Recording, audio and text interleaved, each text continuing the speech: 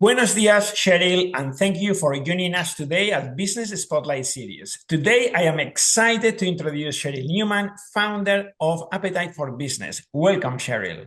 Buenos dias, Javier. It's a pleasure to be here. Thank you for asking me. Very nice Spanish accent. Thank you. So, Sheryl, first of all, Appetite for Business, that sounds like a very appetizing brand name. Tell us a little bit, what do you do? So what do we do? The best explanation for it is if you imagine that you've got perhaps an IT support company who will come and put in place your systems for you. So then you maybe start to think, well, what actually do I have? What am I paying for? What am I investing in for my business? So that's a point where we would come in. So we are a Microsoft 365 technology partner. So we support companies, typically SME, up to about 600. So we would support them to understand what it is that they're paying for and how they can utilize it to maximize growth and efficiencies and the productivity of their staff. So that's basically what we do. Brilliant. Does it incorporate Copilot, AI? Yes, Copilot, AI, but it all starts with your data. And this is the thing. We've Yes. got all the very sexy technologies, which we all love and we want to talk about. But Yeah. unfortunately, you have to get your foundation solid to start with before you can Yes. start introducing some of these Set really up cool to set tools. up the well, I can think so many small and medium-sized businesses that would benefit from what you do, actually. Yes. And I haven't come across any company that do what you do the way you do it. So Thank you. I the think I think we are quite unique in the marketplace, and it's quite interesting because we just came from a meeting where we've just engaged with a company of around 200 staff. So, at the larger end of perhaps of an SME, but through the work we've been doing with them on their digital skills training, they reckon they're going to save £5 million an wow. hour a day per employee, and they've worked out that's how much they're going to save. So you start to think about if I just invest a small amount of money in my business, what are the returns that I'm going to get? Correct. Especially, Javier, Yes. in a climate that we're in with Yes. national insurance increases, all these additional burdens to businesses, Yes. we need to make use of what we've got Yes. to thrive. What are the wins, just to visualize for people watching this recording? What are the type of wins, if you like, or savings or productivity gains your typical clients get by using your services? So the one obviously we just spoken about around productivity, obviously just investing in your staff. Your teams are stretched. They've got a day-to-day job to do. You need to show them how they can be better, which is good for them. It's investment in them, as well as investment in the business. But also we've seen reduction of 80% admin time by automating processes that were previously manual. And you know how long these things take to do. Yes. So yeah, there's a whole range of different cost savings. One company, I think they did a pilot of 80 people, they saved 184 hours. Wow. So there's quite a differing range of savings in terms of cost Yes. and people. And I know you can say people time's intangible, but it's not really when you can get them focused on sales of your business, because that's what we're all here to do, aren't we? We're here Well, to grow our businesses. people's time for me is very tangible. Yeah, Very tangible. I mean, an hour for the lowest in the scale, an hour is 50, 12 pounds is that tangible, right? yeah, And as yeah. you go up the scale, it goes up in the wages go up. Um, I love the mantra, which is you've obviously heard about this. Um, Systemize routine, humanize exceptions. And the Correct. thing what you do is you are systemizing, automating all the routine jobs that are repetitive and doesn't need thinking, and Correct. that saves a heck of a lot of time. Absolutely. And that's Yes, the thing, what the kind of mantra that we should all be in an SME business right now is systemize and optimize, systemize and optimize. That's what we should all be looking to do. And that leaves us, you're quite right, being human and being able to spend time with our customers and supporting our customers and doing those jobs that often get very forgotten about or you don't have time to do because you are doing manual yes, processing in your business. yes. So yeah, that's an absolutely great quote. I love that. Yeah, yeah. Systemize and optimize, systemize and optimize. Systemize and optimize. As soon as you can, systemize and optimize. Because I think Yeah. that's the thing with small businesses. everyone just typically tends to muddle through. There's a lot of free software, there's a lot of multiple softwares, but then you get to a point in a business where you can't scale because you're hampered by your own systems, because you've got Yes. too many different things, Yes. the time it takes to manage those different systems. Yes. So I think from the start, getting that solid foundation in place will make a huge difference as people move through their work journey. What is your ideal client in terms of size? What's the ideal from what to what in the spectrum? So typically from 15 to maybe around 250. I mean, some of our clients have been quite huge, but we've been working with small internal teams. So typically, internal digital transformation teams will come and approach us and work with us to educate them, to upskill them, so they can then roll it out to the wider team. But typically, a small business, maybe 15 to around 250, typically, Yeah. because they don't have an internal ID department. They Yes. don't have anyone who can guide and support them. And Yes. Cloud 365 is quite a unique proposition. You need to be, this is all we do. We're a niche business. You have to be invested in it every day to understand Yes. how things are changing. So it's really important to have a company that understands integration to maximize the most of the investment of the money that you're going to make and make sure you Brilliant. spend it in the right places. Great. So that's a great overview of what you do, Cheryl. Thank you. Um, so take us back. I mean, when you were at school, Yes. was this something you were dreaming about? How So, do you end up here? so how I ended up here, I'll be honest, when I was 8, and I'm going to show my age now, my dad came home with a BBC computer. If you remember those, they were really large. And it wasn't so much about the coding aspect. I was quite interested in the kind of front end, the people and the processes and how things connected together. But unfortunately, at school, my careers teacher said, tech is for boys. And the only option at that time was coding, which was something that I really was not really interested in Yeah. at all. So my kind of second passion was originally I wanted to do journalism. That was I love people, I love stories, I love how you can connect the dots with different things. So my plan was to I was writing little stories and little plays and little things at school and poetry and so on. And so my plan was to go to Imperial College in London and study journalism. But unfortunately, I got very ill when I was 17, so that plan had to change. So at that time, my second kind of passion was languages. So I went on to university so to study. I got a master's in German.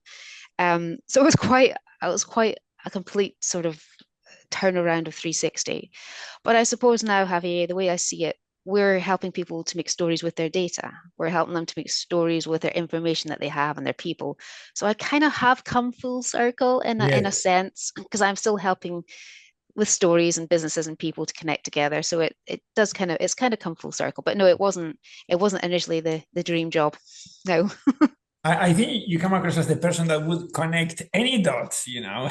Yeah, I'm always interested in the why. It's a bit Yes. like the Simon Sinek thing. I always want to know the why. Why are you doing this?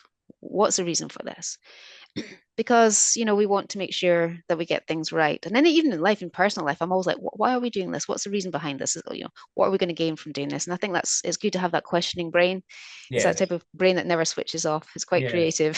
Yeah, that's a great thing to have. Have you read a book by Simon Sinek? Start with why. I have, yes. Yeah, and the five whys. Yeah, digging, digging, Yeah. digging. And I think it's really important right now as well, because we see so many founders coming through who are starting their own businesses. And I think sometimes there's perception that it's really easy to run your own business.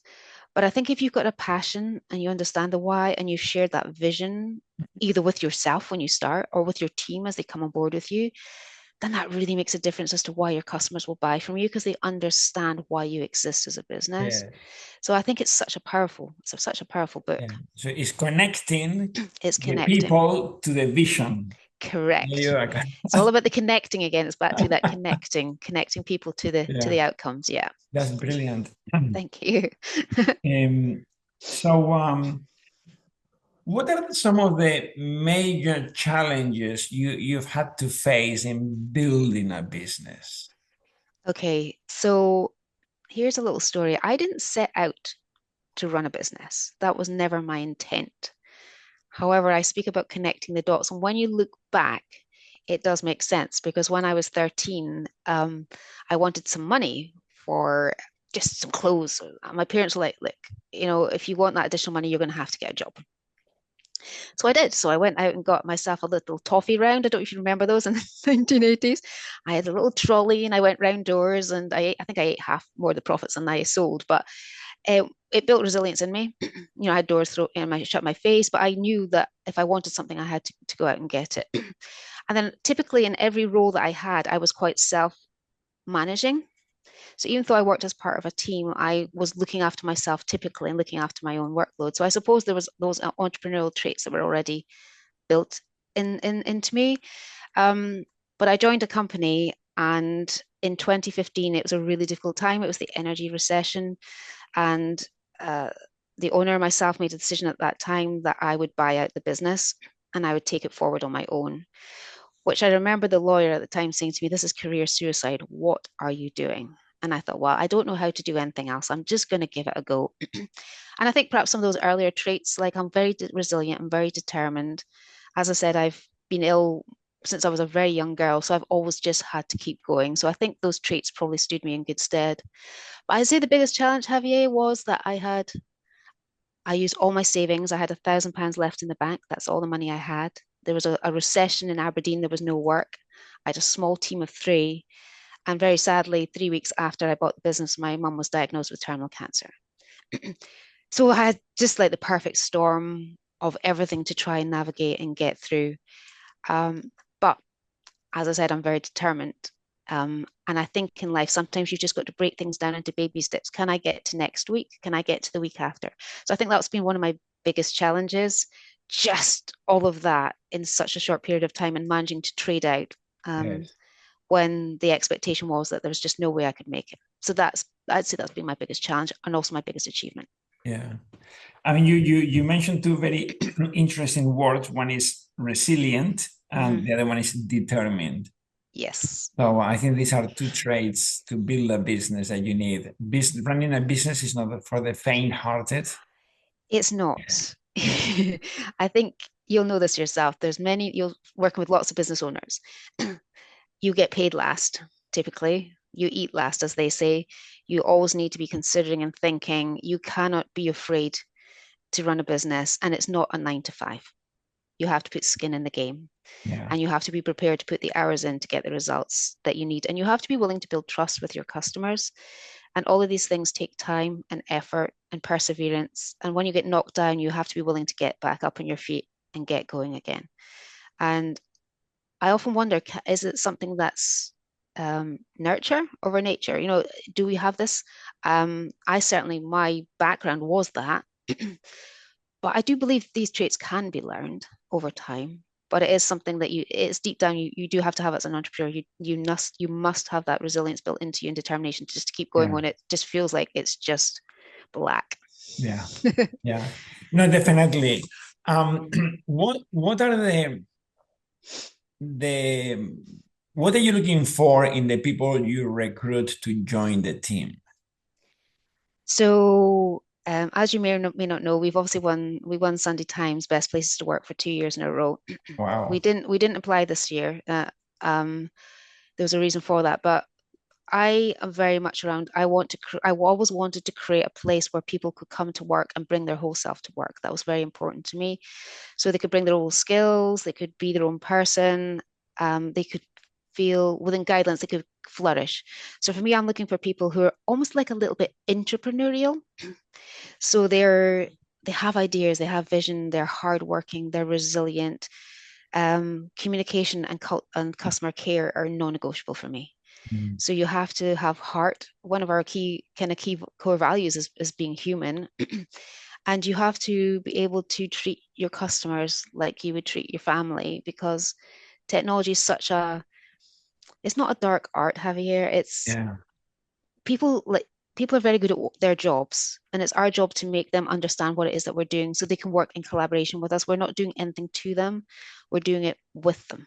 So they're educated, they've got control over the decisions that we make. And I think that's a difference that we bring. So I'm always looking for people like that, people that care, people that want to work hard, people that want to make a difference. and I want to help in return to help them to grow. So it's a win-win. It's a win for our customers. It's a win for our team. So everyone's succeeding together. And I think that's very important to me that we have that mindset in here. Brilliant. And you said we do things with them. That shows care, Yeah. and empathy. I Yes.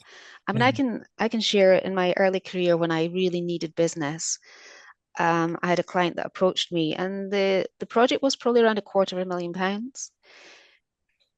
I had no money. I literally had no money. But I said to this customer, this is not the right solution for you. And I am not going to deliver this for you. And they're like, but this is £250,000. I'm like, this is not right for you right now where you need to be. This is what I would be recommending that you do, which is a lot less cost.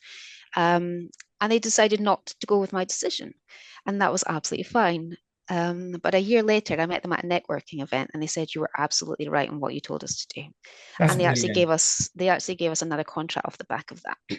And up until recently, we were working with them. We had a very strong, trusted relationship.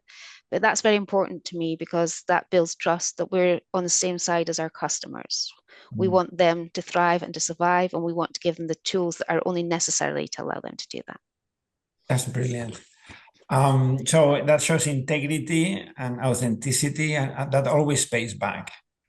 So Yeah, I do believe so. I mean, an example during COVID, which was a difficult time for all businesses, but I chose not to furlough my team. I said, look, we're in this together. We live and die by what we're going to do here together, and let's why not take the collective power? We've got time. Let's help and support our customers. And we gave over £25,000 of pro bono work to some of our customers who would not have survived Javier. They would not have made it through without our support. And we did that willingly and gladly because it gave us a purpose. It gave us a reason to get out of bed in the morning. So it motivated my team, it motivated me, and it supported our customers. So that was a win-win for all parties. And I think that's how I choose to lead, with purpose and with heart, because I think our world needs this. It's not something. I think those old days have gone now, and we're in a whole new world of operating. And I think those people that laughed at me at that time, I think perhaps now they might be rethinking their strategies of leading in a different, more compassionate way. yeah, no, that's great to do so much pro bono work during the COVID times. Yeah. Yeah. Well, I had the resources, we had the time. Why not help other people? And that's how communities get built, isn't it? That's how we serve the community that supported us prior to COVID. So I think it comes full circle, doesn't it? Yes. And I guess I love the mantra that one gets the clients they deserve. So we get the clients we deserve. So Mm. yeah, through our Yeah. actions, really. Yeah, exactly. Yeah. And I do believe being a value-led organization, and it's something that we co-created together as a team, we've adjusted together as a team. And I think they're non-negotiable as a team in terms of the customers that we work with. If there's no alignment to our values, then we will not work with those customers because we want to serve them the best way that we can. Yes. And if there's no alignment, then we cannot do that. We cannot get them to where they want to go. So I think Yes. being quite structured and strict around these things is Yes. key in a business. Yeah, that's why I asked the question at the beginning, who is your ideal client? Because that's who you want to attract, Yeah. in terms of the psychographic, demographic, and geographic, really. So no, Yeah. brilliant. Yeah. So Thank you. let's talk about books a little bit. Earlier on, we were having a chat, and a few books came up. Yes. Let's start with the one that you would like to share. Okay. Yeah. So one of my favorite, I love reading, by the way. I absolutely I read so me too. much. You can hear Yeah, I just love reading. My husband always says I've got my head in a book. But one of my favorite books, um, I'm quite spiritual, but I say this in terms of, for me, having clear practices are very important to me. So I do a lot of gratitude. I do a lot of affirmation. And the reason that started was because obviously I've had an illness and I've had some very difficult times with that. And that's what the one thing that's helped supported me and kept me focused and positive and being able to transition and move through these challenging times. But yeah, one of my favorite books is by an author called Jay Shetty, and it's called Think Like a Monk. Now, as we spoke about, you think it's just around personal or spiritual development, but there's a lot of strategic focus around business. And we spoke about things like I just wrote things down here.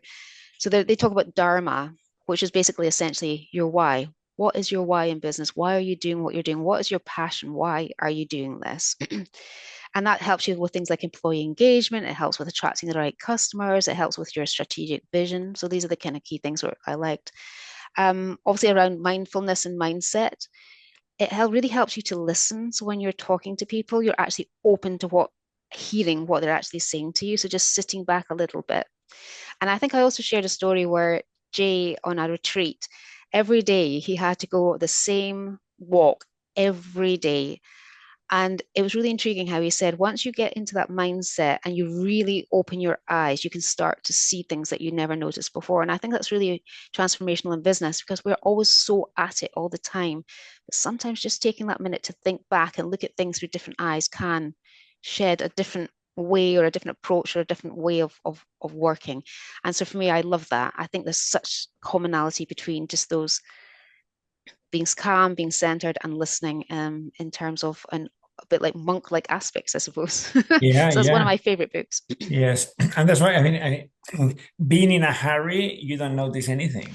You don't notice Yeah. anything at all because you're head down and you're just focused, focused, focused. And I think it's the thing as well for SME business owners, we very much are like that. And I Mm. think sometimes we forget to actually stop and say, do you know what? That was really good. I Mm. achieved that. That was fantastic. And we don't give Yes, ourselves enough credit. yes, And that's something that's very important that we should yes. all take time to do. On that note, I was with a client yesterday and we were setting rocks, 90-day Okay, priorities 90 for the seconds. next 90 days. I said, we've never stopped to check the progress we've made. We are always setting rocks, setting goals, Yeah, setting priorities, and we never check the progress. And it's a lot to be said for that, you know. I mean, this yeah, is a marathon, you know. Running a business is a marathon. It's a long haul, you know. We need a, yeah, exactly. And we do the same. We do 90-day goals. And I think it's good because you can, if you try and no one can set a 5-year plan nowadays. I mean, who can even a year plan's quite hard because COVID has shown us that something can come so left field that we're not going to be. But if we're 90 days in ahead, I think it really works well. It gives us a sense of achievement that we've achieved some yes, things. It gives us a sense of progress, a yes, sense of action. So these things are all really, really important as an SME business owner. yes. I mean, I mentioned in one of the podcast interviews, Johnny Wilkinson, the English Oh rugby yes, player. Do you know about this? He's no, he trained for a decade to win the Rugby World Cup, and it was in 2003. I was actually watching it. He was on the last second. This is 100 million watching this guy kick the ball. yeah, On the last second, he kicked the ball and he scored the trial. So they became world champions. And he was yeah, telling this in the interview. He said, I was in ecstasy for 4 seconds. yeah, After that, I was thinking my next game. yeah.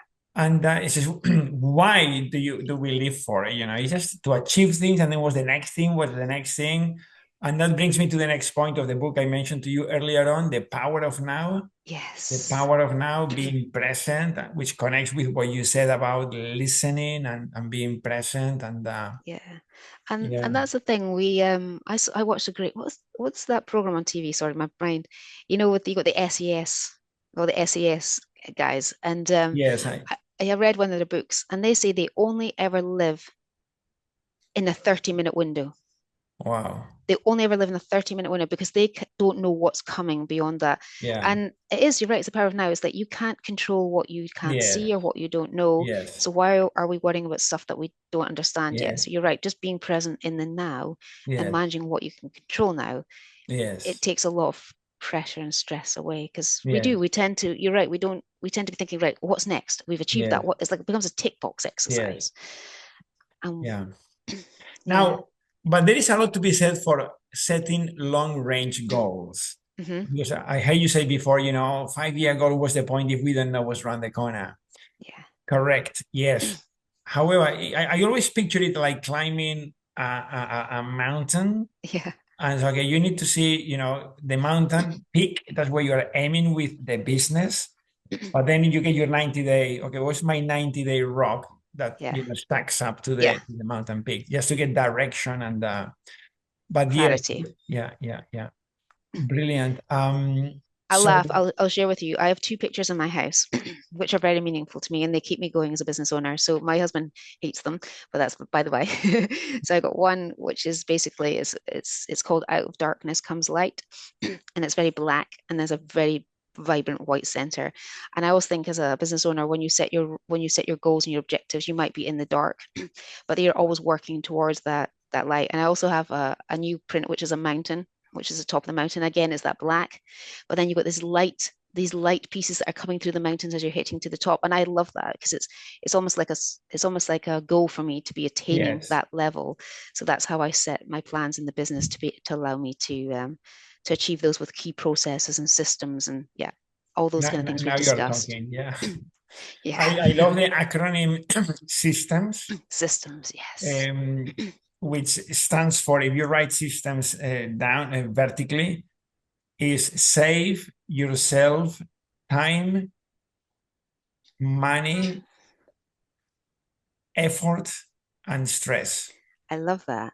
So it's a very, I don't know if it's by coincidence or design, but that's what systems, an Yeah, acronym for it. So it's and that's basically a lot of what you do it in is. your business is systemizing people's Systemizing. And I think it's very important for business owners as well, because business owners need to be taken out of the day-to-day operations. And you can only do that by systemizing your processes. yeah, You can only do that by putting in place um, work plans for your teams so they've got instruction that they need to follow. Because ultimately, one day, most business owners will want to exit their businesses. And they can yes, only do that if their business is systemized and yes, optimized and they're not in it, which yes, is part of the work that you do to support businesses to achieve that. So yeah, it works very well. It goes very well hand in hand. brilliant. What what would you say? Well, before I ask you that question, um, yeah, what would you say to your 18 year? Well, before that, how do you relax outside business? Because you were saying before, you're always thinking, connecting dots, thinking, da, da, da, da. How do you relax and recover? I'll be very honest, Javier, You with great don't. difficulty. I've spoken to as many business owners, and I think you're always on. Your Yes, brain is always on. But what I try to do, and I've made very strict rules for myself, is that I now work between certain hours, unless there's an emergency, then obviously I will deal with it. Um, and I spend time with my family. So during COVID, we bought a caravan because wonderful. it was a safe, controlled environment. I could go away with my dog and my husband, and I love the water. I love the beach. So we do tend to go away for weekends. Just wherever there's water, I'm there. So we tend to Brilliant. do that, and I love just being in nature. And I think it's quite nice to just to disconnect. And I've even stopped taking my. I've even stopped. I only check my phone for an hour in the morning when I'm on holiday now, and That's that's a it. great thing to do. If you want me, you'll get me during this hour, unless it's an absolute emergency. Mm, But I disconnect all my apps off my phone. mm, Done. Because I think it's rest and recuperation is very important because you can't be at your best if you're not rested correct. yourself. And it sends a clear message of culture to your team. If you're not resting, then they will be expecting that they can't rest. And I think it's very Yes, important that you set those boundaries straight away. yes. We are not designed to be on all the time. We're not. Yeah, We're not designed. yeah. But I once sat at a dinner party with a psychiatrist, I think he was, and he said some people have just got creative brains. So that's why I typically like I'll have a book on my Kindle or I'll have a game that I'll play just so my brain can just it's not doing work, but it's just doing something else that can Change try and activity. Yeah. just something that's creative, and then it'll settle down. It'll feel quite Yes. happy. But if I it's just that constant stimuli, it does need it. And I've recognized it now, so it's fine. Yeah. Brilliant. So, what would if you could spend a day in the life of, who would that be? Ooh, Either somebody living or from the past? So it would be exciting to spend a day with. It could be somebody business related or non-business related, anybody. so I absolutely love, and not a lot of people perhaps have heard of her, but Spanx, Hmm. Sarah Blakely. I love Sarah. A lot of her thinkings and the way she approaches work are very similar to myself and the way she approaches things. But she came from absolutely nothing and she created this multi-billion pound from such a simple, practical idea. And I think she's amazing. I would absolutely love to spend a day with her. So, Sarah, if you're listening, I think she's quite grounded. She's just very determined, very resilient, and yeah, I think she's been quite an inspiration to me to go from nothing to something which she sold for, Yeah. you know, quite a considerable amount of money. And then she's taken that money and created a purpose through a charity and giving back to women. I love that. I love that ethos. So yeah, she's quite an inspiration to me. That's brilliant. My Cheryl, my final question really is, what would you suggest? What piece of advice would you give to your 18-year-old self? You know what? There's only one piece of advice I'd give, I think, because we've all lived our lives, we've all lived our journeys, and I think we've made our mistakes. And I think we wouldn't be where we are today if we'd perhaps gone a different path. But I think probably have more confidence. Yeah, I didn't ever believe that I that was a that was one thing my mum always said to me as well, is have more confidence in what you can do. You know more than you think you do. And I think sometimes in life we get diluted by people saying by other people's opinions, like, oh, you can't do that. You shouldn't do that. But is that perhaps their insecurities coming onto us? So I think you should always just, if you've got something that you believe in 100%, I think you should go for it. And I don't believe in failure. I believe in not trying. So I Correct. always think at least if you tried, it doesn't matter because failure is just a lesson, isn't it? It's just another way Yes. to get to lead you on. So I think that would probably be my advice. Have Yes. confidence. Don't be afraid to try something. Yeah. And it doesn't matter if you fail because it's just a lesson that will guide you on to the next part of your life. Yeah. No, definitely. I mean, failure, what is failure? So it's not trying really, or it's when you quit, Yeah. It's when you it's, quit without even when you give up something when that you you could have done. when you give up with something that you know you could have achieved. And Yes. we all say to people when you do something that you're scared of, how amazing do you feel when you achieve it? And Yes. imagine having that feeling when you can do so much more of that and Yes. you don't want to give that up to you. I think it's Yes. Some people ask, okay, it's all very good to say, to be confident, but how do you become confident? And yeah, go it's on. I think as well, I think from a female perspective, females perhaps typically, lack confidence. But I've done a lot of fake it till you make it. And people will say to me, "Oh, wow, you're amazing." And I was like, for example, I was doing a speaker panel and I thought I was going to pass out. The room was spinning in front of my eyes. But everyone said you wouldn't know. But it's just that, okay, I'm here. I have to do a job. I'm here to do a job. I just have to do that job. So just get on and do it, Cheryl, and just Yes. get on and do it Yes. and push I through.